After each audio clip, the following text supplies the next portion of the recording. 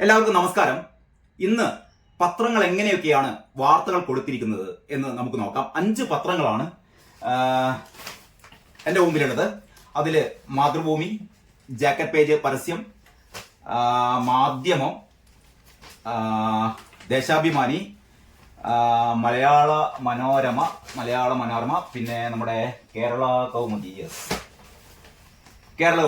ഈ 5 പത്രങ്ങൾ എനിക്ക് തോന്നുന്നു ഇന്ന് വാർത്തകൾ അത്യാവശ്യം നല്ല രീതിയിൽ കൊടുത്തത് മാതൃഭൂമിയാണ്. നമുക്ക് ആദ്യം മാതൃഭൂമി നോക്കാം.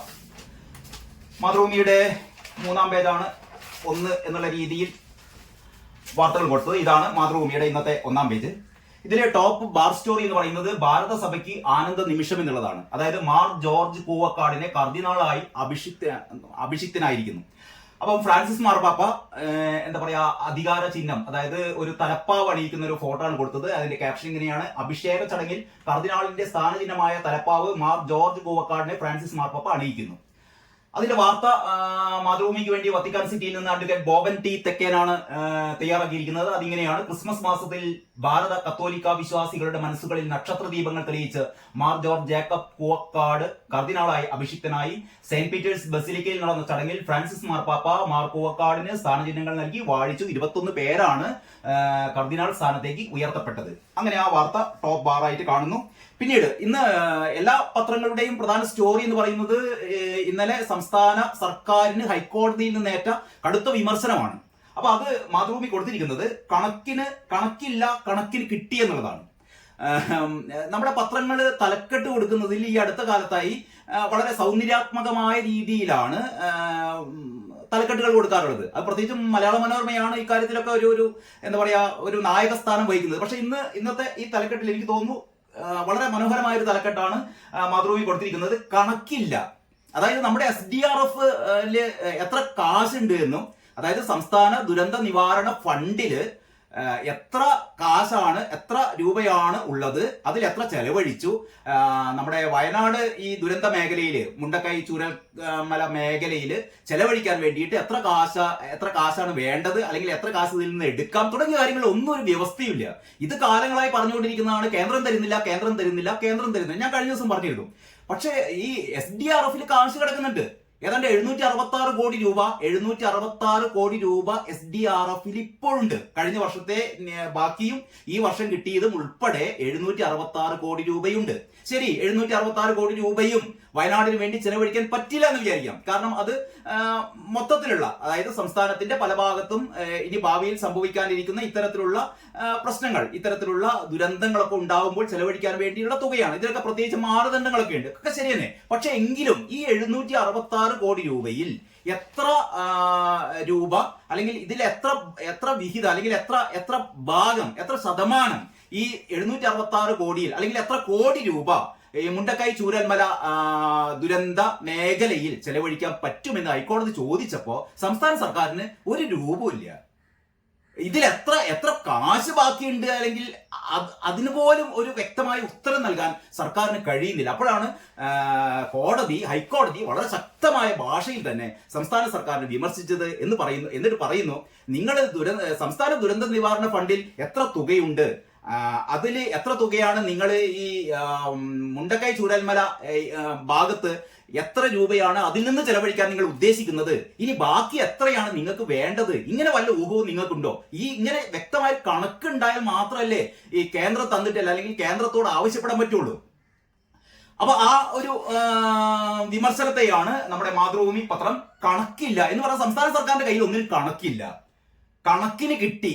അപ്പൊ ഈ കണക്ക് എന്നുള്ള ആ ഒരു എന്താ പറയാ വാക്കിൽപ്പെട്ടിട്ടാണ്, വാക്ക് ഉപയോഗിച്ചിട്ടാണ് വളരെ മനോഹരമായ ഇങ്ങനെ ഒരു തലക്കെട്ട് ഉണ്ടാക്കിയത്. കണക്കിന് കിട്ടി, സംസ്ഥാന സർക്കാരിന് കണക്കിന് കിട്ടി. അപ്പോ ഇതിലെ ഹൈലൈറ്റ്സ് കൊടുത്തത് 677 കോടി വിനിയോഗത്തിൽ ഉത്തരമില്ലാതെ സംസ്ഥാന സർക്കാർ. എങ്ങനെയാണ് ഈ 677 കോടി രൂപ നിങ്ങൾ വിനിയോഗിക്കാൻ പോകുന്നത് എന്ന് ചോദിച്ചപ്പോൾ സംസ്ഥാന സർക്കാർ പറഞ്ഞു. ഇതാണ് ഏറ്റവും കാതലായ, ഇന്നലെ ഉണ്ടായ ഏറ്റവും പ്രധാനപ്പെട്ട സംഭവ വികാസം എന്ന് പറയുന്നത്. രൂക്ഷമായി വിമർശിച്ച് ഹൈക്കോടതിയിൽ നിന്ന് ഒരുപാട് വിമർശനങ്ങൾ പിണറായി സർക്കാർ കേട്ടിട്ടുണ്ട്, അല്ലെങ്കിൽ അനുഭവിച്ചിട്ടുണ്ട്. ഇതാ ഏറ്റവും അവസാനത്തെ വിമർശനമാണ് ഇത്. കേന്ദ്രവും കേരളവും ആരോപണം ഉന്നയിക്കുന്നത് നിർത്തണം. നിങ്ങൾ ഈ ദുരന്ത ബാധിതരെ കുറിച്ച് ഓർക്കണം. നിങ്ങൾ ഇങ്ങനെ പരസ്പരം കേന്ദ്രം തന്നിട്ടില്ല എന്ന് പറയുന്നു. കേന്ദ്രം പറയുന്നു സംസ്ഥാന സർക്കാർ ആവശ്യമായ രേഖകളും തന്നിട്ടില്ല, അതിനുള്ള ഒരു നിവേദനം ഈ കഴിഞ്ഞ മാസം നവംബർ 13-നാണ് തന്നത് തുടങ്ങിയ കാര്യങ്ങൾ അങ്ങോട്ടും ഇങ്ങോട്ടും പരസ്പരം പഴിചാരുകയാണ്. ഇങ്ങനെ പഴിചാരുമ്പോൾ നിങ്ങൾ യഥാർത്ഥത്തിൽ ചെയ്യുന്നത് ദുരന്ത ബാധിതരോട് ചെയ്യുന്ന ഏറ്റവും വലിയൊരു പാതകമാണെന്നാണ് ഹൈക്കോടതി പറഞ്ഞത്. ശരിയാണത്. അപ്പൊ ഈ വാർത്ത ഇങ്ങനെയാണ്: സംസ്ഥാന ദുരന്ത പ്രതികരണ നിധിയിലുള്ള SDRF-ലുള്ള 677 കോടി എന്തിനു വേണ്ടി ചെലവഴിക്കാനുള്ളതാണ് എന്നതിൽ വ്യക്തമായ വിശദീകരണം നൽകാൻ ആവാത്ത സംസ്ഥാന സർക്കാരിനെ രൂക്ഷമായി വിമർശിച്ച് ഹൈക്കോടതി കടം വാങ്ങാൻ പോകുമ്പോൾ കടം തരുന്നവരോട് കൃത്യമായി കണക്ക് പറയേണ്ടേ എന്ന് ജസ്റ്റിസ് AK ജയശങ്കരൻ നമ്പ്യാരും ജസ്റ്റിസ് CP മുഹമ്മദ് നിയാസും അടങ്ങിയ ബെഞ്ച് ചോദിച്ചു. വളരെ പ്രസക്തമായ ചോദ്യമാണ് ഹൈക്കോടതി ചോദിച്ചത്. 677 കോടിയിൽ നിന്ന് എത്ര രൂപ വയനാട് ചൂരൽമല മുണ്ടക്കൈ ഉരുൾപൊട്ടൽ ദുരന്ത ബാധിതരുടെ പുനരധിവാസത്തിനായി ചെലവഴിക്കാൻ കഴിയുമെന്ന് അറിയില്ലെങ്കിൽ പിന്നെ എങ്ങനെ പണമില്ലെന്ന് പറയും? നിങ്ങൾ എങ്ങനെയാണ് പണമില്ല എന്ന് പറയുക? കാരണം ഇതിന്റെ അകത്ത് 677 കോടി രൂപ കിടക്കുന്നില്ലേ? ഇനി അത് മുഴുവൻ എടുക്കാൻ പറ്റുമെങ്കിൽ തന്നെ അതിൽ എത്ര എടുക്കാൻ പറ്റും? അതിനൊരു കണക്ക് വേണ്ടേ? എന്നാലല്ലേ ബാക്കി എത്ര വേണം എന്ന് കേന്ദ്രത്തോട് നിഷ്കർഷിക്കാൻ പറ്റുകയുള്ളൂ. ഇതിൽ എത്ര രൂപ മറ്റ് നിർമ്മാണ പ്രവർത്തനങ്ങൾക്കായി അനുവദിച്ചിട്ടുള്ളതാണ് എന്ന് വ്യക്തമായി പറയണം. പിന്നെ പറയുന്നു, അതിനുശേഷം സഹായം അനുവദിക്കുന്നതിനെ കുറിച്ച് കേന്ദ്രത്തോട് പറയാമെന്നും ഡിവിഷൻ ബെഞ്ച് അഭിപ്രായപ്പെട്ടു. അപ്പൊ ഞങ്ങൾ കേന്ദ്രത്തിൽ നിന്ന് വാങ്ങിച്ചു തരാം, കേന്ദ്രത്തോട് പറയാം. പക്ഷെ അതിനു മുമ്പ് നിങ്ങൾ പറയണം നിങ്ങളുടെ കയ്യിലുള്ള 677 കോടി രൂപ. ഈ 67 കോടി രൂപ വന്ന വഴി എന്ന് പറഞ്ഞാൽ കഴിഞ്ഞ SDRF-ല് കഴിഞ്ഞ വർഷത്തെ ബാക്കിയുള്ള ഏതാണ്ട് 380 കോടി കഴിഞ്ഞ വർഷത്തെ ബാക്കിയുള്ളത്. അതിനുശേഷം ഇപ്രാവശ്യം 2 ഗഡുക്കളായി നമുക്ക് കിട്ടിയ ഈ ഫണ്ട് ഉൾപ്പെടെയാണ് ഈ 677 കോടി രൂപ. ശരിക്കും 677 അല്ല, 700 സംതിങ് ഉണ്ട്. അതിന്റെ ഭാഗത്ത് നിന്ന് കുറച്ച് കോടികൾ മറ്റ് ദുരന്ത നിവാരണ പ്രവർത്തനങ്ങൾക്ക് വേണ്ടി ചെലവാക്കിയിരുന്നു. അത് പോട്ടെ, ഏതായാലും 677 കോടി രൂപയാണ് ഇപ്പോൾ SDRF-ന്റെ ഫണ്ടിലുള്ളത്. ഇനി CMDRF-ല് വേറെ ഉണ്ട്. അതായത് മുഖ്യമന്ത്രിയുടെ ദുരിതാശ്വാസ ഫണ്ട് ഉണ്ടല്ലോ. നമ്മളൊക്കെ കേരളത്തിലെ ഓരോ മനുഷ്യരും ഈ ദുരന്ത നിവാരണ ഫണ്ടിലേക്ക് കൈയച്ച് സംഭാവന നടത്തിയിരുന്നു. അതില് ഏതാണ്ട് ഇത്രയും തുക, ഏതാണ്ട് 677 കോടിക്ക് സമാനമായ തുക, എനിക്ക് തോന്നുന്നു ഏതാണ്ട് 700 കോടിക്ക് അടുത്തുള്ള തുക മുഖ്യമന്ത്രിയുടെ ദുരിതാശ്വാസ നിധിയിലുണ്ട്.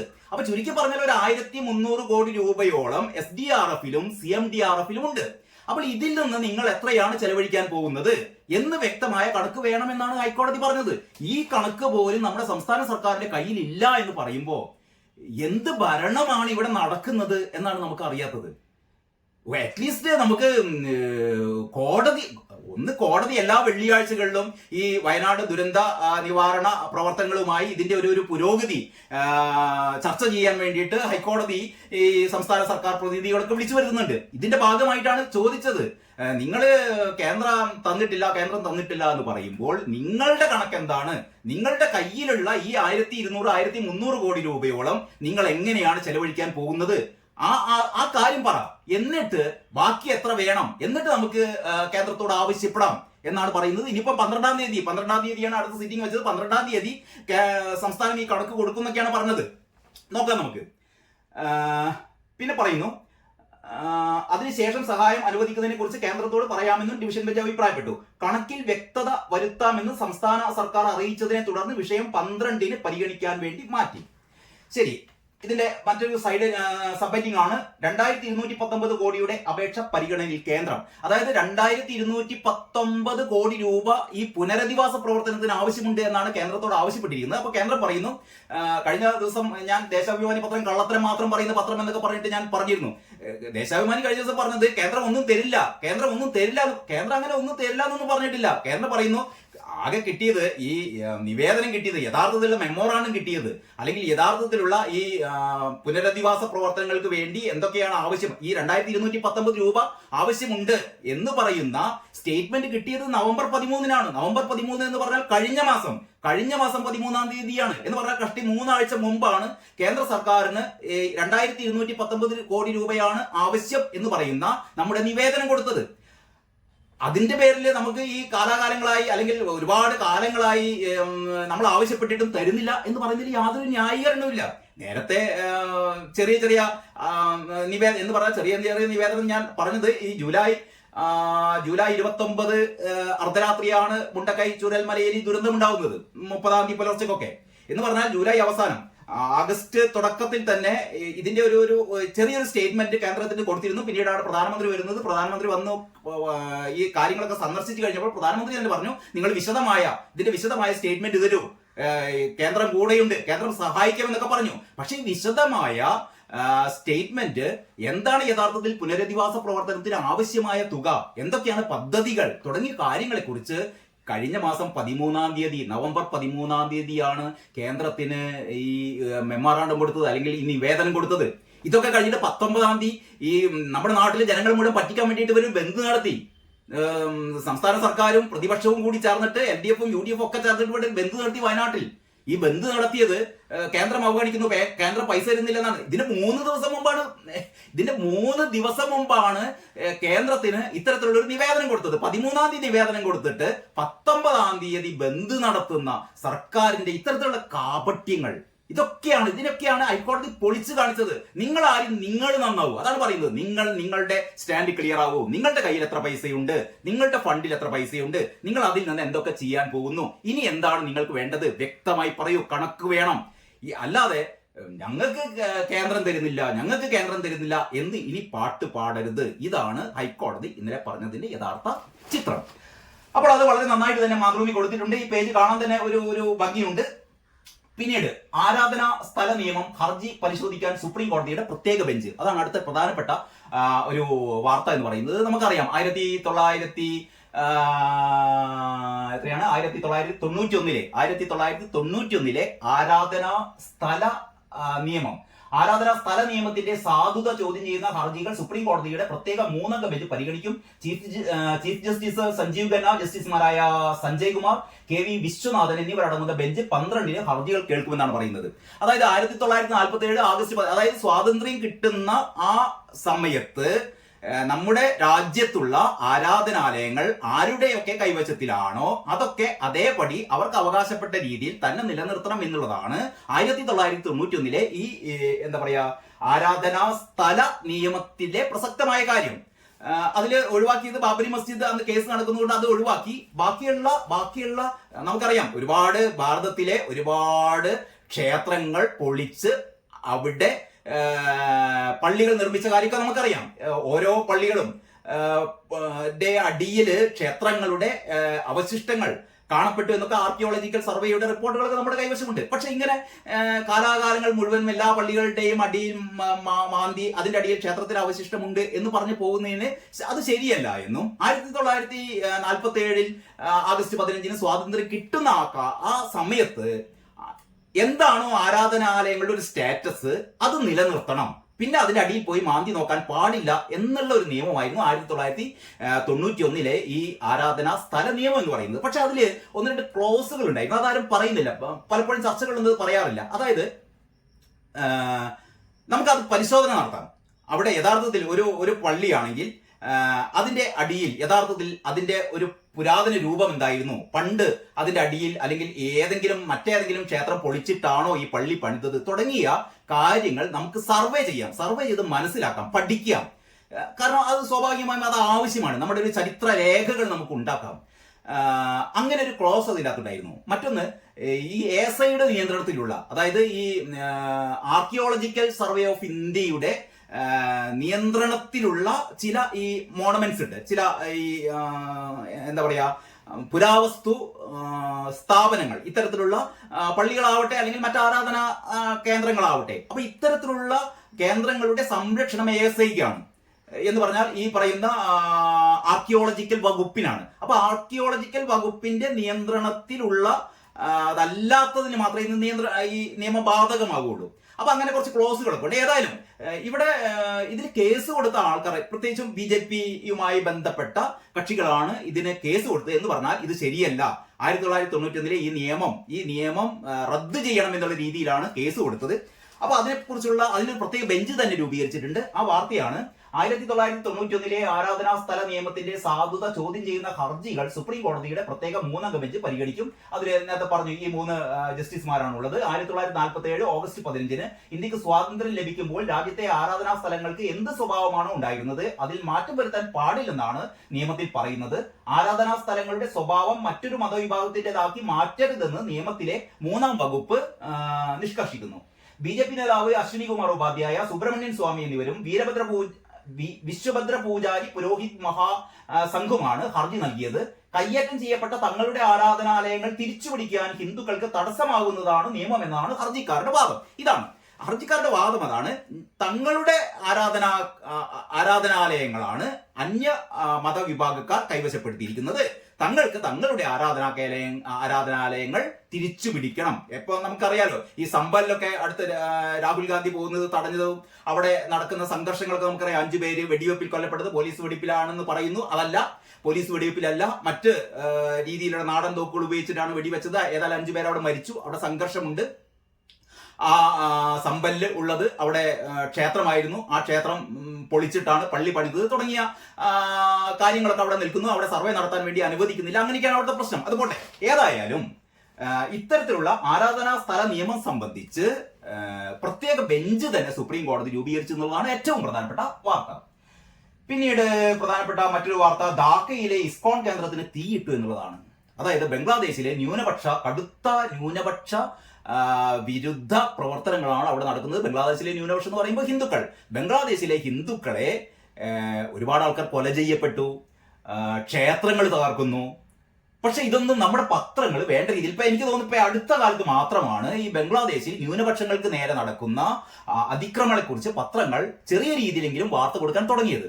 നമുക്കറിയാം, പലസ്തീനില് ഗാസയിലൊക്കെ മുസ്ലിങ്ങൾ കൊല ചെയ്യപ്പെടുമ്പോൾ അതിനു വേണ്ടിയിട്ട് അവിടുത്തെ മുസ്ലിം വിഭാഗത്തിന് വേണ്ടിയിട്ട് ശബ്ദമുയർത്താറുള്ള നമ്മുടെ രാഷ്ട്രീയ പാർട്ടികൾ, മുഖ്യധാര മാധ്യമങ്ങൾ ഒന്നും തന്നെ ഹൈന്ദവർക്ക് നേരെ നടക്കുന്ന അതിക്രമങ്ങൾക്ക് നേരെ പലപ്പോഴും കണ്ണടയ്ക്കുന്ന ഒരു അവസ്ഥയാണ് കാണാറുള്ളത്. ഇതിലെ ഏറ്റവും രസകരമായ ഒരു വസ്തുത എന്ന് പറയുന്നത്, നമ്മുടെ DYFIക്കാര് ആണ് ഇപ്പം ഈ ബംഗ്ലാദേശിലെ ന്യൂനപക്ഷങ്ങളെ സംരക്ഷിക്കണം, ന്യൂനപക്ഷങ്ങൾക്ക് ജീവിക്കാൻ പറ്റുന്നില്ല, അവർക്ക് അവരുടെ ജീവന് ആപത്താണ്, അല്ലെങ്കിൽ അവർക്കെതിരെ ഒരുപാട് അതിക്രമങ്ങൾ നടക്കുന്നു എന്നൊക്കെ പറഞ്ഞ് ഇപ്പോൾ പ്രതിഷേധ കോലാഹലങ്ങൾ നടത്തിക്കൊണ്ടിരിക്കുന്നത് DYFIക്കാരാണ് എന്നുള്ളതാണ് ഏറ്റവും പ്രധാനപ്പെട്ട ഒരു കാര്യം. ഏതോ പത്രത്തിൽ ഞാൻ കണ്ടു, അതിന്റെ വിശദമായ വാർത്ത, അതിലേക്ക് നമുക്ക് വരാം. ഏതായാലും ധാക്കയിലെ ഇസ്കോൺ കേന്ദ്രത്തിന് തീയിട്ടു. അതായത് ഒരു ശ്രീകൃഷ്ണ ഭഗവാനെ ആരാധിക്കുന്ന ഒരു വിഭാഗത്തിന്റെ ആരാധനാ കേന്ദ്രത്തിന് തീയിട്ടു എന്നുള്ളതാണ് വാർത്ത. ബംഗ്ലാദേശ് തലസ്ഥാനമായ ധാക്കയിലുള്ള ഇസ്കോൺ കേന്ദ്രമായ നംഹാട്ട സെന്റർ തീയിട്ട് നശിപ്പിച്ചു. ദൂർ ഗ്രാമത്തിലുള്ള ശ്രീ ശ്രീ രാധാകൃഷ്ണൻ ക്ഷേത്രവും ശ്രീ ശ്രീ മഹാഭാഗ്യലക്ഷ്മി നാരായണ ക്ഷേത്രവും അക്രമികൾ തീയിട്ട് നശിപ്പിച്ചതായി ഇസ്കോൺ വക്താവ് രാധാ രമൺദാസ് ആണ് എക്സിലൂടെ അറിയിച്ചിരിക്കുന്നത്.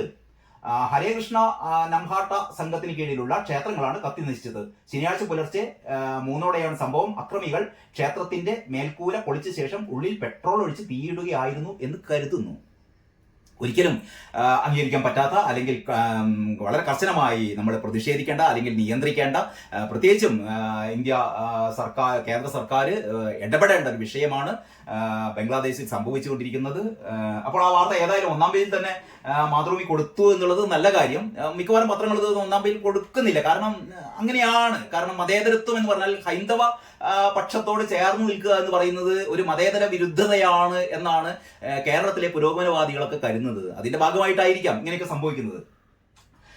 ഇതിൽ കാകദൃഷ്ടി, നമ്മുടെ ഗോപികൃഷ്ണന്റെ പോക്കറ്റ് കാർട്ടൂൺ പറയുന്നത്, അടിച്ചാൽ തിരിച്ചടിക്കണം, പ്രസംഗിച്ച് നടന്നാൽ പ്രസ്ഥാനം കാണില്ല. MM മണി, ഇന്നലെ MM മണി വളരെ പ്രകോപനപരമായ ഒരു പ്രസംഗം നടത്തിയിരുന്നു. MM മണി ആയതുകൊണ്ട് MM മണിക്ക് എന്തും പറയാം, അങ്ങനെ ഒരു രീതിയാണ് ഇപ്പോഴുള്ളതെന്ന് തോന്നുന്നു. കാരണം MM മണി പറഞ്ഞത് അടിച്ചാൽ തിരിച്ചടിക്കണം എന്ന് പറഞ്ഞാൽ പ്രസംഗിച്ചതുകൊണ്ടൊന്നും കാര്യമില്ല, തിരിച്ചടിക്കുക തന്നെ വേണം എന്ന് പറയുന്ന അക്രമത്തിന് ആഹ്വാനം കൊടുക്കുകയാണ്. ഇതേ MM മണിയാണ് പണ്ട് ഞങ്ങൾ ഇത്ര ആൾക്കാരെ കൊന്നു, എന്താ പറയാ, നമ്പർ 1, 2, 3, 4 എന്ന് പറഞ്ഞുകൊണ്ട് ഒരു പ്രസംഗം നടത്തിയത് നമ്മുടെയൊക്കെ ഓർമ്മയിലുണ്ട്. എന്ന് പറഞ്ഞാൽ നമ്മൾ വെടിവെച്ച് കൊന്ന ആൾക്കാർ, നമ്മൾ ഇത്രയും ആൾക്കാരെ, നമ്മളെ പാർട്ടിയെ എതിർക്കുന്ന ആൾക്കാരെ മുഴുവൻ നമ്മൾ വെടിവെച്ച് കൊന്നു എന്ന് പൊതുവേദിയിൽ പ്രസംഗിക്കുന്ന ഒരു MM മണിയെ നമ്മൾ പണ്ട് കണ്ടിരുന്നു. അതിനുശേഷം MM മണി ഒരുപാട് പ്രകോപനപരമായ പ്രസ്താവനകൾ, സ്ത്രീവിരുദ്ധ പ്രസ്താവനകളൊക്കെ നടത്തി കേരള രാഷ്ട്രീയത്തിൽ ഏറ്റവും വൃത്തികെട്ട രീതിയിലുള്ള രാഷ്ട്രീയ പ്രവർത്തനം നടത്തുന്ന ആളാണ് MM മണി. പക്ഷെ MM മണി സഖാവായതുകൊണ്ട്, വന്യവയോധികനായ സഖാവായതുകൊണ്ട്, ഈ എന്താ പറയാ, നാട്ടുഭാഷയുടെ വായ്മൊഴി വഴക്കം എന്നൊക്കെ പറഞ്ഞിട്ട് ഇദ്ദേഹത്തിന് ജയ പാടുന്ന സഖാക്കന്മാരാണ് ഉള്ളത്. ഇപ്പൊ ഏറ്റവും അവസാനം മണി പറഞ്ഞത് അതാണ്. അതിനെ പറ്റിയിട്ടാണ് പറഞ്ഞത്, അടിച്ചാൽ തിരിച്ചടിക്കണം, പ്രസംഗിച്ച് നടന്നാൽ പ്രസ്ഥാനം കാണില്ല എന്ന് MM മണി പറയുന്നു. അതിനുള്ള കമന്റാണ് 1, 2, 3 പ്രസംഗം ഓക്കെ.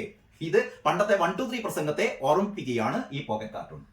അപ്പൊ ഇങ്ങനെയൊക്കെയാണ് മാതൃഭൂമിയുടെ ഒന്നാം പുറം. ഇതിന്റെ ഉള്ളിലെ പേജിലേക്ക് കടക്കുന്നതിന് മുമ്പ് നമുക്ക് മറ്റു പത്രങ്ങൾ എങ്ങനെയാണ് വാർത്തകൾ കൊടുത്തിരിക്കുന്നത്, ഒന്നാം പുറത്ത് വാർത്തകൾ കൊടുത്തിരിക്കുന്നത് നോക്കാം. ഇത് കേരളകൗമുദിയുടെ ഒന്നാം പേജ്. ഇപ്പൊ മാതൃഭൂമിയുടെ ഒന്നാം പേജിൽ നിന്ന് ഇതിൽ നിന്നുള്ള വ്യത്യാസം, ഇതിന്റെയും ടോപ്പ് ബാർ എന്ന് പറയുന്നത് അഭിമാനചാരുതയിൽ കർദിനാളായി മാർ ജോർജ് പൂവക്കാട് അഭിഷിക്തനാകുന്ന ആ വാർത്തയാണ് കൊടുത്തിരിക്കുന്നത്. പക്ഷെ മാതൃഭൂമി കൊടുത്ത അതേപോലൊരു സൗന്ദര്യാത്മകത ഇതിൽ കാണുന്നില്ല.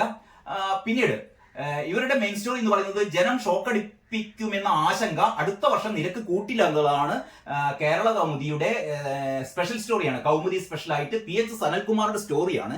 അതായത് അറിയാലോ, ഇന്നലെ വൈദ്യുതി നിരക്ക് വർദ്ധിപ്പിച്ച വാർത്തയായിരുന്നു ഇന്നലെ എല്ലാ പത്രങ്ങളുടെയും മെയിൻ സ്റ്റോറി എന്ന് പറയുന്നത്.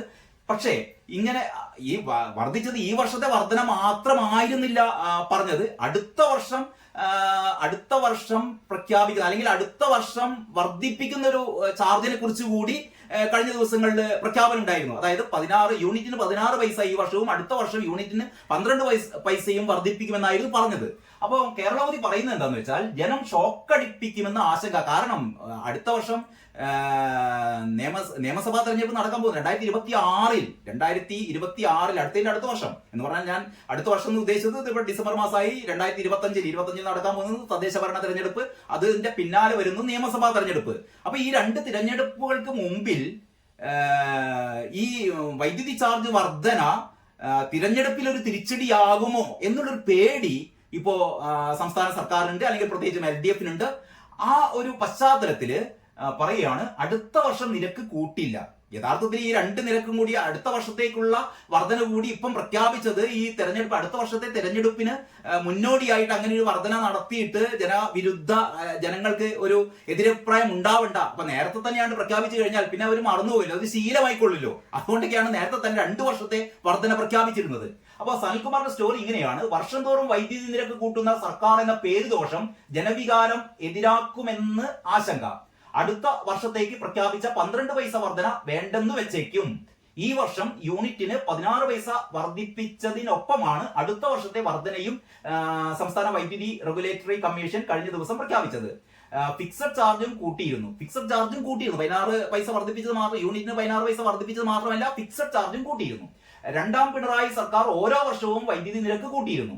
അടുത്ത വർഷത്തെ വർധന ഒഴിവാക്കാൻ ശ്രമിക്കുമെന്നും ഈ മാസം മുതൽ പകൽ നിരക്കിൽ യൂണിറ്റിന് 10 പൈസ കുറച്ച് നൽകുമെന്നും വൈദ്യുതി മന്ത്രി K കൃഷ്ണൻകുട്ടി അറിയിച്ചു. അപ്പൊ മന്ത്രിക്ക് മനസ്സിലായിട്ടുണ്ട് ഈ വർധന അടുത്ത തിരഞ്ഞെടുപ്പിൽ തിരിച്ചടി ഉണ്ടാക്കും എന്ന് പറയുന്ന ഒരു ചെറിയൊരു പേടിയുണ്ട്. അതുകൊണ്ടാണ് പകൽ ഉപയോഗിക്കുന്നതിൽ ഒരു എത്രയാണ് 10 പൈസ, യൂണിറ്റിന് 10 പൈസ കുറച്ച് നൽകും, പകൽ വൈദ്യുതിക്ക് കുറച്ച് നൽകുമെന്നും അടുത്ത വർഷത്തേക്കുള്ള ഈ വർധന എന്ന് പറയുന്നത് തൽക്കാലം പിൻവലിക്കുമെന്നാണ് പറയുന്നത്. അടുത്ത വർഷത്തെ വർധനയാണ് പിൻവലിക്കുന്നത്. അതൊരു പക്ഷെ അടുത്ത വർഷം വീണ്ടും വർദ്ധിപ്പിച്ചേക്കാൻ സാധ്യതയുണ്ട്. അപ്പൊ ഇങ്ങനെയാണ് കേരളകൗമുദിയുടെ ഈ മെയിൻ സ്റ്റോറി എന്ന് പറയുന്നത്. ജനം ഷോക്കടിപ്പിക്കുമെന്ന് ആശങ്ക, അതുകൊണ്ട് അടുത്ത വർഷം നിരക്ക് കൂട്ടില്ല. പ്രഖ്യാപിച്ച 12 പൈസ വർധന പിൻവലിക്കും.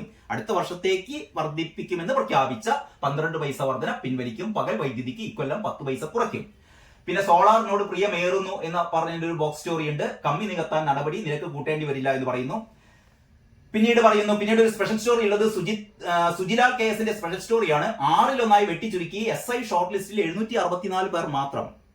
SI short list വെട്ടിച്ചുരുക്കിയിരിക്കുന്നു. 764 പേർ മാത്രമേ ആ ലിസ്റ്റിലുള്ളൂ എന്നാണ് ഈ സ്റ്റോറി പറയുന്നത്. പിന്നീട് സിറിയയിലെ സ്ഥിതിഗതികൾ അതീവ ഗുരുതരമായി തുടരുകയാണ്. സിറിയയിലെ വിമത വിഭാഗം ഭരണം പിടിക്കാൻ വേണ്ടി പോവുകയാണ്. ഏതാണ്ട് അതിന് സമാനമായ അവസ്ഥ അവിടെ സംഭവിച്ചിരിക്കുന്നു. സ്ഥിതി ഗുരുതരം. ഇന്ത്യക്കാർ ഉടൻ സിറിയ വിടണമെന്ന് പറയുന്നു. ആഭ്യന്തര സംഘർഷം രൂക്ഷമായ സിറിയയിലേക്കുള്ള എല്ലാ യാത്രകളും ഒരു അറിയിപ്പ് ഉണ്ടാകും വരെ ഒഴിവാക്കണമെന്ന് ഇന്ത്യക്കാർക്ക് കേന്ദ്രം നിർദ്ദേശം നൽകിയെന്ന് പറയുന്ന വാർത്തയുണ്ട്. തലവര സുജിത്തിന്റെ പോക്കറ്റ് കാർട്ടൂൺ തലവരയിൽ എന്താണ് പറയുന്നത്? വയനാട് പുനരധിവാസം കണക്കുകൾ കൃത്യമായി നൽകിയില്ലെങ്കിൽ കേന്ദ്രം എങ്ങനെ പണം നൽകുമെന്ന് ഹൈക്കോടതി. അപ്പോൾ അതിന്റെ കമന്റ് ആണ്, കണക്ക് തന്നില്ലെങ്കിൽ സഹായവും കണക്കാ. ഏതാണ്ട് മാതൃഭൂമിയുടെ തലക്കെട്ടിന്, മെയിൻ സ്റ്റോറിയുടെ തലക്കെട്ടിന് സമാനമായ ഒരു കമന്റ് ആണ് ഇവിടെ പറഞ്ഞത്. കണക്ക് തന്നില്ലെങ്കിൽ സഹായവും കണക്കാ. അപ്പോൾ ആ വിമർശനത്തെ കുറിച്ചാണ് തലവര പറയുന്നത്. ആ സ്റ്റോറി ആരെയാണ് വിഡ്ഢിയാക്കുന്നതെന്ന് ഹൈക്കോടതി. ദുരന്ത പ്രതികരണ നിധി കണക്ക് പറയാതെ സർക്കാർ. അപ്പോൾ കേരളകൗമുദി ടോപ്പ് ബാർ കഴിഞ്ഞിട്ട് മെയിൻ സ്റ്റോറി കഴിഞ്ഞിട്ടാണ് ഈ പറയുന്ന ഹൈക്കോടതിയുടെ വിമർശനം കൊടുത്തിരിക്കുന്നത്. ദുരന്ത പ്രതികരണ നിധി കണക്ക് പറയാതെ സർക്കാർ പറയുന്നില്ല. അങ്ങനെയാണ് തലക്കെട്ടിന് ഒരു ഭംഗിയൊന്നുമില്ല, എങ്കിലും കാര്യങ്ങൾ നമുക്ക് പെട്ടെന്ന് മനസ്സിലാവും. 2219 കോടി പരിഗണനയിൽ എന്ന് പറയുന്ന ഒരു ബോക്സും ഉണ്ട്. അതിന്റെ ഫസ്റ്റ് പേര നമുക്കൊന്ന് വായിക്കാം. സംസ്ഥാന ദുരന്ത പ്രതികരണ നിധിയിലുള്ള, അതായത് SDRF-ലുള്ള 677 കോടി രൂപ എങ്ങനെ ചെലവാക്കണമെന്ന് വിശദീകരിക്കാത്ത സർക്കാരിനെ രൂക്ഷമായി വിമർശിച്ച് ഹൈക്കോടതി. ആ വാർത്ത നേരത്തെ നമ്മൾ മാതൃഭൂമിയിൽ വായിച്ചല്ലോ. അപ്പോൾ ഇത്രയുമാണ് കേരള കൗമുദിയുടെ ഒന്നാം പേജ് എന്ന് പറയുന്നത്. നമുക്കിനി മാധ്യമം നോക്കാം. മാധ്യമത്തിന്റെ ഒന്നാം പുറം ഇങ്ങനെയാണ്. മാധ്യമത്തില് ഹാഫ് പേജ് പരസ്യമാണ്. അതില് വയനാട് ദുരന്ത ബാധിതരെ അപമാനിക്കരുത്, ആ രീതിയിലാണ് മാധ്യമത്തിന്റെ തലക്കെട്ട്. വയനാട് ദുരന്ത ബാധിതരെ അപമാനിക്കരുത്, നല്ല തലക്കെട്ടാണ്. വയനാട് ദുരന്ത ബാധിതരെ അപമാനിക്കരുത്. സംസ്ഥാന ദുരന്ത പ്രതികരണ നിധി വ്യക്തമായ വിശദീകരണം നൽകാത്തതിൽ സർക്കാരിന് ഹൈക്കോടതിയുടെ രൂക്ഷ വിമർശനം എന്ന് പറയുന്ന ഹൈലൈറ്റ്സ് കൊടുത്തിട്ടുണ്ട്. കോടതി ബഹളം വെക്കുന്നത് ജനങ്ങൾക്ക് വേണ്ടിയിട്ടാണ് എന്ന് ജസ്റ്റിസുമാർ പറയുന്ന ആ ഒരു തലക്കെട്ടുണ്ട്. പിന്നീട് ആരാധനാലയ നിയമം പ്രത്യേക ബെഞ്ചിന് എന്ന് പറയുന്നതാണ് ഈ പേജിലുള്ള മറ്റൊരു വാർത്ത. പിന്നെ ധനകാര്യ കമ്മീഷൻ ഇന്ന് സംസ്ഥാനത്ത് എന്ന് പറയുന്ന വാർത്തയുണ്ട്. 16ാം ധനകാര്യ കമ്മീഷൻ അതിന്റെ പ്രാരംഭ പ്രവർത്തനങ്ങളുടെ ഭാഗമായി സംസ്ഥാനത്ത് ഒരു 3 ദിവസം ചർച്ചകൾക്കായി എത്തിയിട്ടുണ്ട്. നമുക്ക് മനോരമ നോക്കിയിട്ടില്ല അല്ലെ. മലയാള മനോരമയുടെ ഒന്നാം പേജ് പരസ്യ ജാക്കറ്റ്. ഇതിന്റെ ഉള്ളിലെ പേജിലേക്ക് പോയാൽ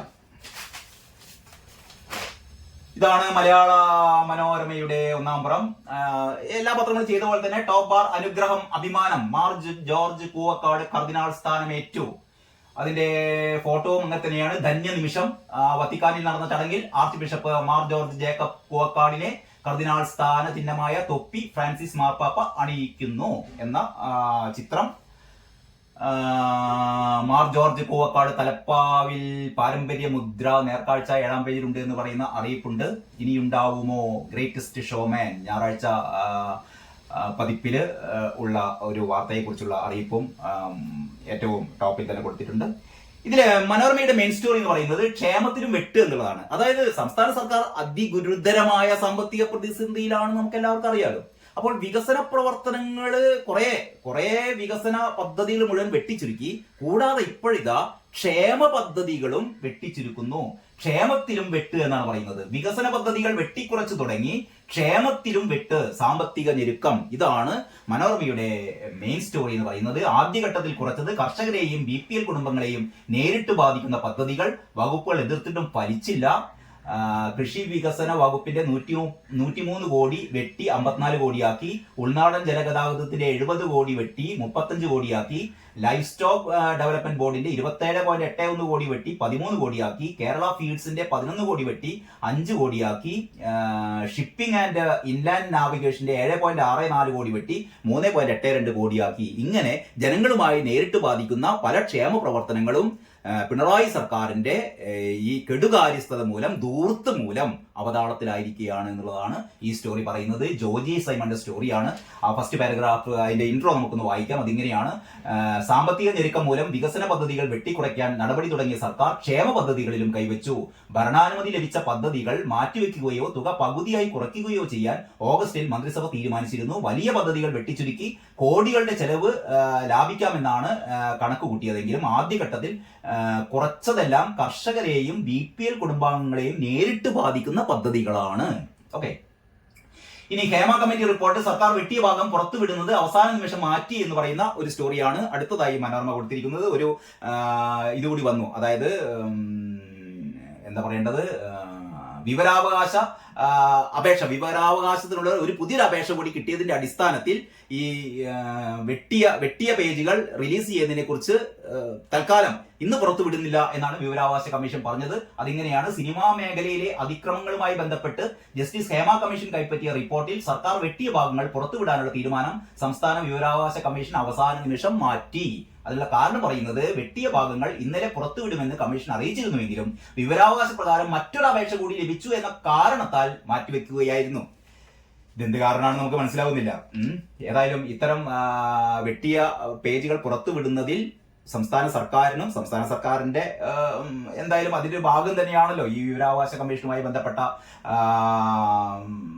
അതിന്റെ തലപ്പത്തിരിക്കുന്ന ആൾക്കാരൊക്കെ. അപ്പോൾ ഇത് പുറത്തുവിടാതിരിക്കാൻ ഇവർക്കൊരു താല്പര്യം ഇതിൽ നിന്ന് വ്യക്തമാകുന്നുണ്ട്.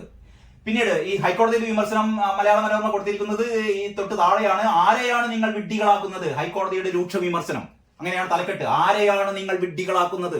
ചോദ്യമാണ്, പിണറായി സർക്കാരിനോടാണ് ചോദ്യം. ആരെയാണ് നിങ്ങൾ വിഡ്ഢികളാക്കുന്നത്? ദുരന്ത പ്രതികരണ നിധിയിൽ എത്ര ചെലവാക്കാനാകുമെന്ന് കൃത്യമായ കണക്കില്ല പറയുന്നു. സംസ്ഥാന ദുരന്ത പ്രതികരണ നിധിയിലെ SDRFലെ 677 കോടി രൂപയിൽ എത്ര രൂപ ചെലവാക്കാനാകുമെന്ന ചോദ്യത്തിന് വ്യക്തമായ ഉത്തരം നൽകാത്തതിനെ തുടർന്ന് സർക്കാരിന് ഹൈക്കോടതിയുടെ രൂക്ഷ വിമർശനം. തുക സംബന്ധിച്ച് കൃത്യമായ വിവരമില്ലാതെ കേന്ദ്ര ഫണ്ട് ലഭിച്ചില്ല എന്ന പേരിൽ നിയമസഭയിൽ പോലും ചർച്ച നടക്കുകയാണ്. ആരെയാണ് നിങ്ങൾ വിഡ്ഢികളാക്കാൻ ശ്രമിക്കുന്നത് എന്ന് കോടതി ചോദിച്ചു. വയനാട് പുനരധിവാസവുമായി ബന്ധപ്പെട്ട ഹർജികൾ പരിഗണിക്കുന്നതിനിടെയാണ് ജസ്റ്റിസ് ഡോക്ടർ AK ജയശങ്കർ നമ്പ്യാരും ജസ്റ്റിസ് CP മുഹമ്മദ് നിയാസും ഉൾപ്പെട്ട ഡിവിഷൻ ബെഞ്ച് സർക്കാരിനെ വിമർശിച്ചത്. തുടർന്ന് അതിന്റെ കാരണങ്ങൾ ഈ വാർത്തയിലുണ്ട്. അപ്പൊ ഇത്രയുമാണ് പ്രധാനപ്പെട്ട സ്റ്റോറി. ഇതിൽ കുഞ്ചുകുറുപ്പ് പറയുന്നത് എന്താണ്? മഹാരാഷ്ട്രയിൽ വീണ്ടും ഉപമുഖ്യമന്ത്രിയായ ഉടൻ അജിത് പവാറിന്റെ കണ്ടുകെട്ടിയ 1000 കോടിയുടെ സ്വത്ത് തിരിച്ചു നൽകി. എല്ലാവർക്കും ഉപമുഖ്യമന്ത്രിയാകാൻ കഴിയാത്തതാണ് ഈ നാടിന്റെ ദുഃഖം എന്നുള്ളതാണ് നമ്മുടെ കുഞ്ചുകുറുപ്പിന്റെ കമന്റ്. ഇനി നമുക്ക് നോക്കാനുള്ളത് ഏത് പത്രമാണ്? ദേശാഭിമാനി. യെസ്, ദേശാഭിമാനിയുടെ 1-ാം പേജ് തികച്ചും വ്യത്യസ്തമാണ്. ശരി, മേലെ മാർ ജോർജ് കൂവക്കാട്, ഇനി കർദിനാൾ എന്ന് പറയുന്ന വാർത്തയുണ്ട്. പിന്നെ KSRTCയിലും സോളാർ വെളിച്ചം എന്നുള്ള വാർത്തയാണ്. KSRTCയിൽ സോളാർ വെളിച്ചം, സോളാർ പാനലുകൾ ഘടിപ്പിച്ചിട്ട് അവിടെ വൈദ്യുതി ഉപയോഗിക്കുമെന്നാണ് പറയുന്നത്. മറ്റേ മെയിൻ സ്റ്റോറി എന്ന് പറയുന്നത് ഗ്രാമങ്ങളും ഇനി സ്മാർട്ടാണ്. കേരളം മുഴുവൻ സ്മാർട്ട് ആവുകയാണ്. വൈദ്യുതി നിരക്ക് ഒരു ഭാഗത്ത് വർദ്ധിപ്പിക്കുന്നു. മുണ്ടക്കൈ ചൂരൽമല ദുരന്തബാധിതരെ മുഴുവനും വെള്ളം കുടിപ്പിക്കുന്നു. 4 മാസമായിട്ടും 4 മാസം കഴിഞ്ഞു, 4.5 മാസമായിട്ടും അവരുടെ പുനരധിവാസം ഒന്നും ആയിട്ടില്ല. ആകെ ദൂർത്ത്, കെടുകാര്യസ്ഥത, ഹൈക്കോടതിയുടെ വിമർശനം. പക്ഷേ ദേശാഭിമാനി പറയുന്നു ഗ്രാമങ്ങളും ഇനി സ്മാർട്ട്, എല്ലാം സ്മാർട്ടായി, ഇനി ഗ്രാമങ്ങളും സ്മാർട്ട് ആവുന്നു. എന്താണപ്പോ? സ്മാർട്ട് പഞ്ചായത്തുകളിലേക്കും ഉദ്ഘാടനം ജനുവരി 1-ന് പുതുതായി 5 സേവനം കൂടി എന്നാണ് പറയുന്നത്. അതായത് വിവിധ സർട്ടിഫിക്കറ്റുകളും മറ്റ് സേവനങ്ങൾക്കുമായി ഇനി ഗ്രാമങ്ങളിലുള്ളവർക്ക് സർക്കാർ ഓഫീസ് കയറിയിറങ്ങേണ്ട, വീട്ടിലിരുന്ന് തദ്ദേശ സ്ഥാപനങ്ങളിലെ മുഴുവൻ സേവനങ്ങളും വിരൽത്തുമ്പിൽ ലഭ്യമാക്കാനുള്ള പദ്ധതി പഞ്ചായത്തുകളിലേക്കും വ്യാപിപ്പിക്കുന്നു. കോർപ്പറേഷനുകളിലും മുനിസിപ്പാലിറ്റിയിലും നടപ്പാക്കിയ LDF സർക്കാരിന്റെ അഭിമാന പദ്ധതിയായ സ്മാർട്ട് 2025 ജനുവരി 1 മുതൽ ത്രിതല പഞ്ചായത്തുകളിലും എത്തും. ഇതാണ് വലിയ അഭിമാന പുരസ്സരം ദേശാഭിമാനി അവതരിപ്പിക്കുന്ന മെയിൻ സ്റ്റോറി എന്ന് പറയുന്നത്. കൊള്ളാം. പിന്നീട് 1-ാം പേജിലെ സ്റ്റോറിയാണ് സിറിയയിൽ 3 ലക്ഷം പേർ പലായനം ചെയ്തു, കടന്നാക്രമിച്ച് വിമത ഭീകരർ. ഡമാസ്കസ് ലക്ഷ്യമിട്ട് ഭീകരർ അലപ്പോ, ഹമദവ്, അൽസോർ, ഗുലേനത്ര, ദറ, സുവൈദ നഗരങ്ങൾ വരുതിയിലാക്കി. അവിടെ ഈ വിമത കലാപകാരികളുടെ മുന്നേറ്റം, അവർ യഥാർത്ഥത്തിൽ അവിടെ മുന്നേറുകയാണ്. അതുകൊണ്ട് 3 ലക്ഷം പേരാണ് അവിടെ നിന്ന് പലായനം ചെയ്തത്. ഈ വാർത്തയാണ് ദേശാഭിമാനി 1-ാം പേജിൽ കൊടുത്തിരിക്കുന്നത്. മറ്റൊന്നാണ് ജസ്റ്റിസ് ഹേമ കമ്മിറ്റി റിപ്പോർട്ട് കോടതിയും കമ്മീഷനും പറഞ്ഞാൽ പുറത്തുവിടുമെന്ന് നമ്മുടെ സജി ചെറിയാൻ മന്ത്രി പറയുന്നു. സജി ചെറിയാൻ ഒരു ചെറിയ പടവും കൊടുത്തിട്ടുണ്ട്. താലൂക്ക് തല അദാലത്തിന് നാളെ തുടക്കം. താലൂക്ക് തല അദാലത്തിന് നാളെ തുടക്കം. ഇത് മറ്റു പത്രങ്ങളിൽ 1-ാം പേജിൽ കണ്ടില്ല. ഈ താലൂക്ക് തല അദാലത്ത് എന്ന് പറയുന്നത് നമ്മുടെ നവകേരള യാത്ര പോലെ ഇതാ വരുന്നു മന്ത്രിമാർ വരുന്നില്ല. ഇങ്ങനെയാണത്. മന്ത്രിമാർ നേരിട്ട് ജനങ്ങളിൽ നിന്ന് പരാതി സ്വീകരിക്കുകയും പരിഹരിക്കാൻ കഴിയുന്നവ തത്സമയം തീർപ്പാക്കുകയും ചെയ്യുന്ന താലൂക്ക് തല അദാലത്തുകൾക്ക് തിങ്കളാഴ്ച തുടക്കമാകുന്നു എന്നുള്ളതാണ് ഈ വാർത്ത. നമ്മുടെ നവകേരള യാത്രയുമായി ബന്ധപ്പെട്ട് കിട്ടിയ പരാതികൾക്കൊക്കെ എന്ത് സംഭവിച്ചു എന്ന് പിന്നീട് നമ്മളൊന്നും അറിഞ്ഞിട്ടില്ല. എത്ര പരാതികൾ പരിഹരിച്ചു, എത്ര കെട്ടിക്കിടക്കുന്നുണ്ട്, എത്ര തള്ളി, എത്ര വേസ്റ്റ് ബാസ്കറ്റ് പോയി എന്നൊന്നും നമുക്കറിയില്ല. അതൊക്കെ വോട്ട് തട്ടാനുള്ള ഒരു അടവായിരുന്നു. പക്ഷേ ലോക്സഭാ തെരഞ്ഞെടുപ്പില് കനലൊരു തരി ബാക്കിയൊക്കെ കെട്ടുപോയി. അത് തന്നെ. അതോടെ പിന്നെ നവകേരള യാത്രയില്ല. പാകുള്ളത് മുഖ്യമന്ത്രി ഈ എന്താ പറയാ രക്ഷാപ്രവർത്തനം നടത്തിയ ഒരു സംഭവം മാത്രമാണ് അവശേഷിച്ചത്, രക്ഷാപ്രവർത്തനം. പിന്നീട് ഉള്ളിലെ പേജിലെ വാർത്തകളെ കുറിച്ച് നമ്മൾ മറ്റു പത്രങ്ങളിലൊന്നും പറയില്ല. എങ്കിലും ഈ ദേശാഭിമാനിയുടെ ഉള്ളിലെ പേജിലാണ് ഈ മുണ്ടക്കൈ ദുരന്തം SDRFൽ നിന്ന് എത്ര ചെലവഴിക്കാമെന്ന് അറിയിക്കണം എന്ന് പറയുന്ന വാർത്ത ഉള്ളിലെ പേജിലാണ്. അതുകൊണ്ട് മാത്രം ദേശാഭിമാനിയുടെ ഉള്ളിലെ പേജിലേക്ക് ഒന്ന് പോവുകയാണ്. മുണ്ടക്കൈ ദുരന്തം SDRFൽ നിന്ന് എത്ര ചെലവഴിക്കാമെന്ന് അറിയിക്കണം. അതായത് ഹൈക്കോടതിയുടെ രൂക്ഷ വിമർശന വാർത്ത ദേശാഭിമാനി എങ്ങനെയാണ് വളച്ചൊടിച്ച്, ഞാൻ കഴിഞ്ഞ ദിവസം പറഞ്ഞപ്പോൾ ഒരുപാട് വിമർശനങ്ങളുണ്ടായി. ഈ ദേശാഭിമാനി കള്ളവാർത്ത കൊടുത്ത് കഴിഞ്ഞാൽ പിന്നെ നമുക്ക് കള്ളവാർത്ത കൊടുത്തു എന്നല്ലേ പറയാൻ പറ്റുള്ളൂ. കള്ളവാർത്ത കൊടുത്തത് നമ്മൾ നോക്കിയിട്ട് ഇത് സത്യസന്ധമായ വാർത്തയാണെന്ന് പറയാൻ പറ്റുമോ? അപ്പൊ ഇത് തന്നെയാണ് ഇതിന്റെ കള്ളക്കളി എന്ന് പറയുന്നത്. കാരണം നമ്മൾ വായിച്ച ഈ പത്രങ്ങൾ മുഴുവനും ഹൈക്കോടതിയിലെ രൂക്ഷ വിമർശനത്തെ കുറിച്ച് ഇന്നലെയുള്ള എല്ലാ ന്യൂസ് ചാനലുകളിലും കേരളത്തിലെ ആളുകൾ 99% ആളുകളും ഇന്നലെ ഈ വിവിധ TV ചാനലുകളിൽ നിന്ന് ഹൈക്കോടതി സംസ്ഥാന സർക്കാരിനെ രൂക്ഷമായി വിമർശിച്ചത് അറിഞ്ഞു. ഇന്ന് രാവിലെ പുറത്തിറങ്ങിയ പത്രങ്ങൾ മുഴുവനും അത് പറഞ്ഞു. പക്ഷെ ദേശാഭിമാനി വായിക്കുന്ന 1-ാം പേജ് വായിക്കുന്ന ആൾക്കാർക്ക് അങ്ങനെ ഒരു സംഭവമേ ഉണ്ടായിട്ടില്ല. പക്ഷെ നമ്മൾ തേടി പിടിച്ച് ഉള്ളിലേക്ക് പോകുന്നു. ഉള്ളിൽ പറയുന്നത് ഇങ്ങനെയാണ്: മുണ്ടക്കൈ ദുരന്തം SDRFൽ നിന്ന് എത്ര ചെലവഴിക്കാമെന്ന് അറിയിക്കണം. വളരെ വിനീതമായി ഹൈക്കോടതി പറയുകയാണ് മുണ്ടക്കൈ ദുരന്തം SDRF നിന്ന് എത്ര ചെലവഴിക്കാമെന്ന് അറിയിക്കണം. വാർത്ത നമുക്കൊന്ന് വായിച്ചു നോക്കാം. രസമാണ് ആ വാർത്ത. മുണ്ടക്കൈ ചൂരൽമല പുനരധിവാസത്തിന് സംസ്ഥാന ദുരന്ത നിവാരണ ഫണ്ടിൽ നിന്ന് എത്ര രൂപ ചെലവഴിക്കാനാകുമെന്നതിൽ കൃത്യമായ കണക്ക് നൽകാൻ സംസ്ഥാന സർക്കാരിനോട് ഹൈക്കോടതി നിർദ്ദേശിച്ചു. ഹൈക്കോടതി സംസ്ഥാന സർക്കാർ വിമർശിച്ചിട്ടൊന്നുമില്ല കേട്ടോ. സംസ്ഥാന സർക്കാരിനോട് ഹൈക്കോടതി വളരെ താഴ്മയോടെ പറഞ്ഞു, നിങ്ങൾ ഇനിയെങ്കിലും ആ കണക്കൊന്ന് കൊണ്ടപ്പാ, നമുക്കൊന്ന് അറിയണ്ടേ, ഇങ്ങനെയൊക്കെ ആയോ മതിയോ കുട്ട എന്നൊക്കെ രീതിയിൽ പണ്ട് ബാലേന്ദ്ര മേനോൻ സ്റ്റൈലില് ജസ്റ്റിസുമാര് ഈ പറയുന്ന നമ്മുടെ SDRFന്റെ പ്രതിനിധികളോട് അല്ലെങ്കിൽ സംസ്ഥാന സർക്കാരിന്റെ പ്രതിനിധികളോട് പറഞ്ഞു എന്നാണ് ദേശാഭിമാനി എന്ന് പറയുന്ന പത്രം വളരെ സത്യസന്ധമായി നമ്മളോട് പറയുന്നത്. ഇനി മുതൽ ദേശാഭിമാനി കള്ളത്തരം പറഞ്ഞു നമ്മൾ പറയില്ല. സത്യസന്ധ വാർത്തകൾ, സത്യസന്ധമായ വാർത്തകൾ. നമുക്ക് തോന്നുകയാണ് ഇത് കള്ളമാണ് എന്ന്. ഓക്കെ, അപ്പൊ മുണ്ടക്കൈ ചൂരൽമല പുനരധിവാസത്തിന് സംസ്ഥാന ദുരന്ത നിവാരണ ഫണ്ടിൽ നിന്ന് എത്ര രൂപ ചെലവഴിക്കാനാകുമെന്നതിൽ കൃത്യമായ കണക്ക് നൽകാൻ സംസ്ഥാന സർക്കാരിനോട് ഹൈക്കോടതി നിർദ്ദേശിച്ചു. അതായത് കൃത്യമായ കണക്ക് കൊടുക്കാത്തതുകൊണ്ടാണല്ലോ ഇങ്ങനെ പറഞ്ഞത്. പക്ഷെ അത് നമ്മൾ പറയില്ല.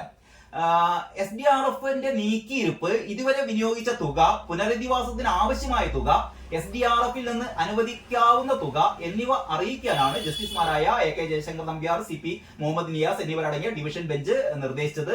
വയനാട് ദുരന്തത്തിന്റെ പശ്ചാത്തലത്തിൽ സ്വമേധയാ സ്വീകരിച്ച ഹർജി പരിഗണിക്കുകയായിരുന്നു കോടതി. കണക്കുകൾ കൃത്യമായി ഉണ്ടെന്നും വ്യാഴാഴ്ച സമർപ്പിക്കാമെന്നും സർക്കാരിന് വേണ്ടി special government pleader C Unnikrishnan അറിയിച്ചു. ഞങ്ങള് 12-ാം തീയതി ഈ കണക്കുകളൊക്കെ നൽകിക്കോളാം എന്ന് പറഞ്ഞു. പക്ഷെ വിമർശിച്ചിട്ടൊന്നുമില്ല കേട്ടോ. അത് മറ്റു പത്രങ്ങൾ. അപ്പോൾ ദയവായി സഖാക്കൾ മനസ്സിലാക്കണം, ദേശാഭിമാനി പത്രം സത്യസന്ധമായ വാർത്തകൾ മാത്രം കൊടുക്കുന്ന പത്രമാണ്. ഇവിടെ മറ്റ് ലോകത്തിലുള്ള എല്ലാ പത്രങ്ങളും കള്ള വാർത്തകൾ കൊടുക്കുന്ന പത്രങ്ങളാണ്. ചാനലുകൾ മുഴുവൻ കള്ളത്തിലാണ് പറയുന്നത്. ഇന്നലെ ഹൈക്കോടതി വിമർശിച്ചിട്ടില്ല, സംസ്ഥാന സർക്കാർ വിമർശിച്ചിട്ടില്ല, ഇവരെ തലോടുകയാണ് ചെയ്തത്. മോനെ കുട്ട, അടുത്ത 12-ാം തീയതി വരുമ്പോൾ ഈ കണക്കുകളൊക്കെ കൊണ്ടുവരണട്ടോ എന്ന് പറയുക മാത്രമാണ് ചെയ്തതെന്ന് നമ്മൾ വിശ്വസിച്ചേ തീരൂ. കാരണം അല്ലെങ്കിൽ സഖാക്കൾക്ക് എന്താ പറയാ, സങ്കടാവും. യെസ്. അപ്പൊ മുണ്ടക്കൈ ദുരന്തം SDRFൽ നിന്ന് എത്ര ചെലവഴിക്കാമെന്ന് അറിയിക്കണമെന്ന് പറയുന്ന വാർത്ത അങ്ങനെ പോകുന്നു. ഒരു വാർത്തയും കൂടി ഉള്ളിലെ വാർത്ത നോക്കിയേ. ഷോക്ക് അടിപ്പിച്ചത് UDF 3 തവണയായി കൂട്ടിയത് 49.2%. എന്റെ ദൈവമേ, അതായത് ഈ വൈദ്യുതി ചാർജ് വർദ്ധിപ്പിച്ച് ജനങ്ങളെ മുഴുവൻ ഷോക്ക് അടുപ്പിച്ച് കഴിഞ്ഞപ്പോ ന്യായീകരണം പറയാണ്. അതായത് ഷോക്ക് അടുപ്പിച്ചത് ഞങ്ങളല്ല, ഞങ്ങൾ ചെറിയ ഷോക്കാണ്, തീവ്രത കുറഞ്ഞ ഷോക്കാണ്. അങ്ങനെയാണല്ലോ ശ്രീമതി ടീച്ചറുടെ AK ബാലന്റെ ഒക്കെ ഈ എന്താ പറയാ നമ്മുടെ പീഡന പരാതി അന്വേഷിച്ച ശ്രീമതി ടീച്ചറും AK ബാലനൊക്കെ പറഞ്ഞത് നമ്മുടെ സഖാക്കൾ നടത്തിയത് തീവ്രത കൂടിയ പീഡനമല്ല, തീവ്രത കുറഞ്ഞ പീഡനമാണ്, തീവ്രത കുറഞ്ഞ പീഡനമാണെന്ന് പറഞ്ഞ പോലെ ഈ സഖാക്കന്മാർ പറയുന്നത്, ദേശാഭിമാനി പറയുന്നത് ഷോക്ക് അടിപ്പിച്ചത് ഞങ്ങളല്ല. അപ്പൊ ഷോക്ക് അടിപ്പിച്ചത് ഇന്നലെ പത്രങ്ങളൊക്കെ പറഞ്ഞു ഷോക്ക് അടിപ്പിച്ചു. അപ്പോൾ ദേശാഭിമാനി എന്ന് പറയുന്നു ഷോക്ക് അടിപ്പിച്ചിട്ടില്ല, അതൊക്കെ വലതുപക്ഷ പത്രങ്ങളുടെ വ്യാജ പ്രചാരണമാണ്.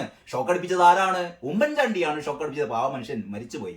എങ്കിലും പറയുന്നു ഷോക്ക് അടിപ്പിച്ചത് UDF 3 തവണയായി കൂട്ടിയത് 49.2%. വൈദ്യുതി ചാർജ് 49.2% കൂട്ടി ഷോക്ക് അടിപ്പിച്ചത് UDF സർക്കാരാണ്. ഞങ്ങൾ അത്ര ശതമാനം കൂട്ടിയിട്ടില്ല, അത്രയും ഞങ്ങൾ കൂട്ടിയിട്ടില്ല, ഞങ്ങൾ കുറച്ച് മാത്രമേ കൂട്ടിയിട്ടുള്ളൂ. എന്തൊരു ന്യായീകരണമാണ് സഖാക്കളെ. പറഞ്ഞാലും നന്നാവില്ലെങ്കിൽ എന്താ ചെയ്യുക? പറയാതിരിക്കുക എന്നുള്ളതാണ് നമ്മുടെയൊക്കെ ഒരു എന്താ പറയാ മാന്യത. അതുകൊണ്ട് കൂടുതലൊന്നും പറയുന്നില്ല. അപ്പോൾ ഇങ്ങനെയൊക്കെയാണ് നമ്മുടെ ഇന്നത്തെ 5 പത്രങ്ങൾ. ഇതിന്റെ ഉള്ളിലേക്ക് ഞാൻ പോയിട്ടില്ല. ഏതാണ്ട് ഒരു ധാരണ നിങ്ങൾക്ക് കിട്ടിയെന്ന് തോന്നുന്നു. ഏതായാലും ഇന്നത്തെ പത്രവിശേഷം ഇവിടെ അവസാനിക്കുന്നു. എല്ലാവർക്കും നന്ദി, നമസ്കാരം.